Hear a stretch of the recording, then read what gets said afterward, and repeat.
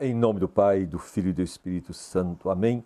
Louvado seja o nosso Senhor Jesus Cristo, para sempre seja louvado. Hoje, quinta-feira, dia de adoração eucarística. Hoje celebramos também Santa Águeda, Virgem e Mártir. Hoje quero partilhar com você o Evangelho de Marcos, que está no capítulo 6, versículos 7 a 13. E quero falar com você sobre a sagrada lição, sobre a fé da igreja, que vem antes da Bíblia. Anúncio do Evangelho de nosso Senhor Jesus Cristo, segundo São Marcos, glória a vós, Senhor. Ele chamou a si os 12 e começou a enviá-los 2 a 2, dando-lhes autoridade sobre os espíritos impuros. Mandou que não levassem nada pelo caminho, a não ser um cajado, nem pão, nem sacola, nem dinheiro à cintura, mas que calçassem sandálias e não usassem 2 túnicas. Dizia-lhes ainda, quando entrares numa casa, permanecei ali até a vossa partida. Se em algum lugar não vos receberem, nem vos escutarem, saí de lá e sacudi a poeira dos vossos pés em testemunho contra eles. E saindo, eles começaram a anunciar, a fim de que o povo se arrependesse. Expulsavam muitos demônios, ungiam com óleo numerosos enfermos e faziam curas. Palavra da salvação, glória a vós, Senhor. Quero me deter com você nesse Evangelho, no início e mais no final do Evangelho. Jesus chamou a si os 12 e começou a enviá-los 2 a 2. Aqui começa a missão da igreja. Aqui Jesus literalmente já transforma esses 12 em apóstolos, os enviados, né? E envia-os para quê? Envia-os a anunciar o Evangelho, podemos dizer assim. O problema é que muitas vezes as pessoas pensam que esse Evangelho que é anunciado pelos apóstolos é escrito. Não estava escrito ainda. É aqui que nós encontramos, então, o fundamento da sagrada tradição. Porque o que Jesus manda que eles fossem anunciar ainda não estava escrito. Foi aquilo que eles estavam com Jesus.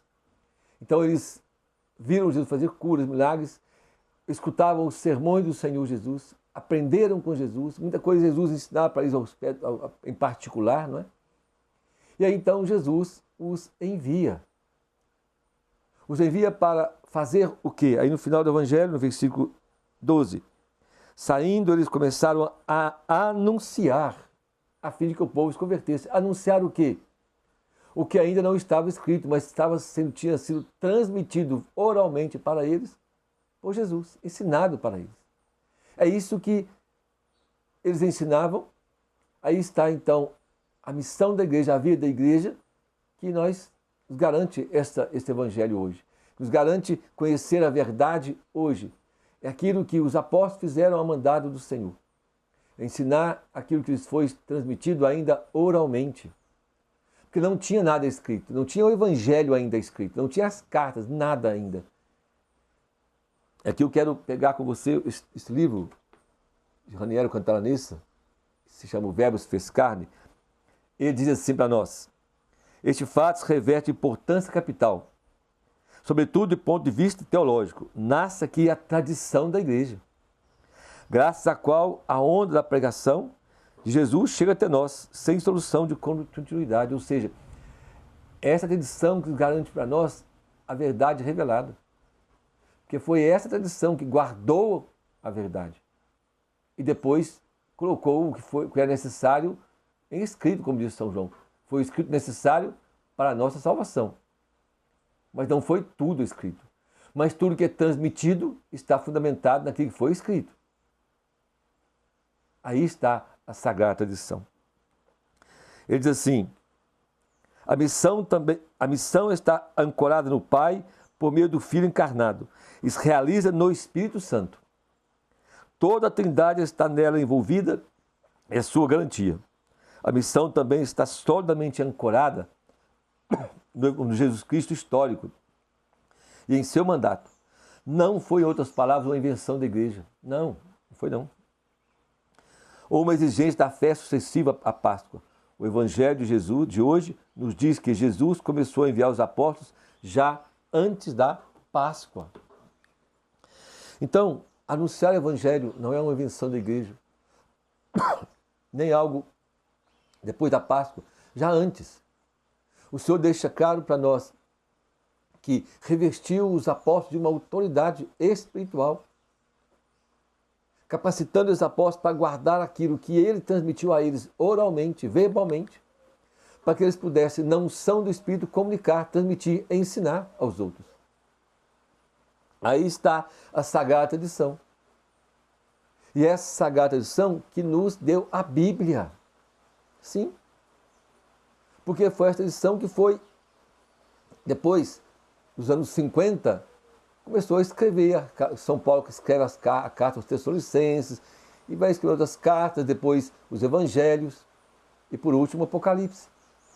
Então veja bem, o que a igreja ensina no início não é a Bíblia, mas a palavra de Deus transmitida oralmente. Isso é a Sagrada Tradição. Por isso, nós dizemos que a igreja vem antes da Bíblia. Sim, porque é a igreja que dá autoridade para que nós creamos na Bíblia, porque a Bíblia foi toda ela, não é? A Bíblia, como diz Dom Henrique, a Bíblia é escrita por católicos para católicos. É para os que creem, com a fé da igreja. E não é possível, então, dar uma interpretação correta à Bíblia sem o magistério, sem a sagrada lição, sem a igreja. Isso é tanta verdade que a palavra, o ensinamento de Jesus não era todo escrito. Se nós pegarmos a carta de São Paulo aos Coríntios, no capítulo 11, já no final São Paulo diz assim, versículo 14, 34, 1 Coríntios 11, 34. Se alguém estiver com fome, coma em casa, a fim de não vos reunirdes para a vossa condenação. Quanto ao resto, ordenarei quando chegar aí entre vós. Que resto? O que ele não escreveu. O que ele não escreveu. Mas ele ensinou, porque recebeu dos apóstolos, recebeu do próprio Senhor, revelado a ele pelo próprio Jesus, que ele teve muitas revelações assim, mas também recebeu da igreja. Ele está dizendo aos Coríntios, eu vou aí e vou transmitir o resto, ou seja, o que ele não escreveu. Também a segunda carta aos Tessalonicenses, capítulo 2, veja bem o que São Paulo escreve.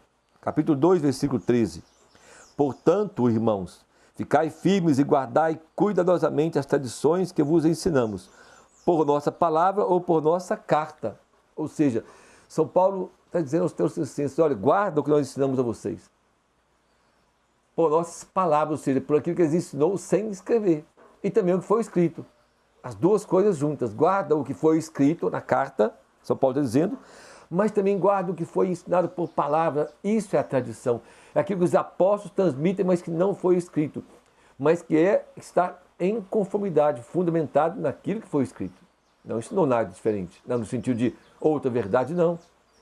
Mas outras coisas em conformidade, em unidade com o que foi escrito. E é essa tradição que nos garante a verdade do Evangelho, nos garante a solidez do Evangelho, nos garante crer no Evangelho. É esta tradição e esse magistério. O magistério, no caso, Pedro, os apóstolos, depois os sucessores, o Papa e os bispos, que nos garantem esta verdade. E nos transmite e explicita a verdade, nos ensina. Não é? Porque foi a igreja também que nos deu a Bíblia. Por isso a igreja vem antes da Bíblia. Você não encontra nenhum livro da Bíblia, por exemplo, quantos livros tem na Bíblia? Os textos, por exemplo, em Marcos, lá não diz lá quem escreveu o Evangelho, foi Marcos. Em Marcos, por exemplo, não diz que existia outro Evangelho. Em nenhum Evangelho, uma carta, você vai encontrar dizendo que são 27 os livros do Novo Testamento. Não. Você vai encontrar essas coisas na Bíblia. Quem nos garante, então, isso? A igreja. Quem nos garante a verdade desse livro? A igreja. E São Paulo escreve a Timóteo dizendo assim, 1 Timóteo, capítulo 3, versículo 2, 1 Timóteo 3, versículo 15. Caso, porém, eu demore, já estarás sabendo como deves proceder na casa de Deus, que é a igreja do Deus vivo, coluna e fundamento da verdade. A igreja, coluna e fundamento da verdade. Então, meus irmãos, precisamos viver cada vez mais uma fé católica. Hoje nós vemos muito aí um catolicismo meio prático, um catolicismo meio paganizado, sabe? Onde se fala que é católico, mas não vive a fé católica. Se fala que é católico, mas não procura viver aquilo que a igreja ensina. Não se coloca sob a autoridade da igreja e acha que a igreja não pode nem dar orientação na vida dela. Não é?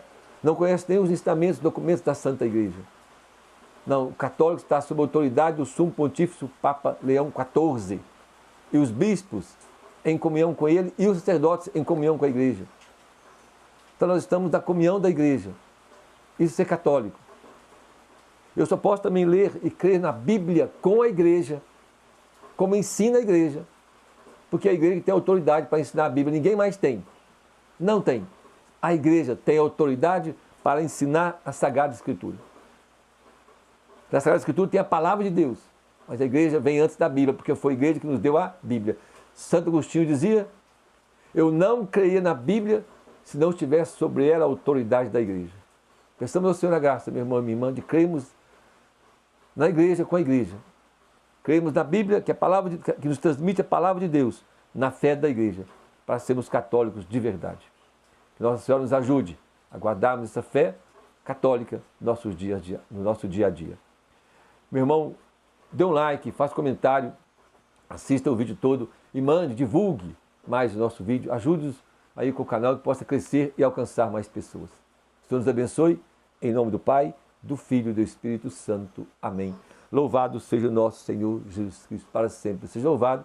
Salve Maria Imaculada.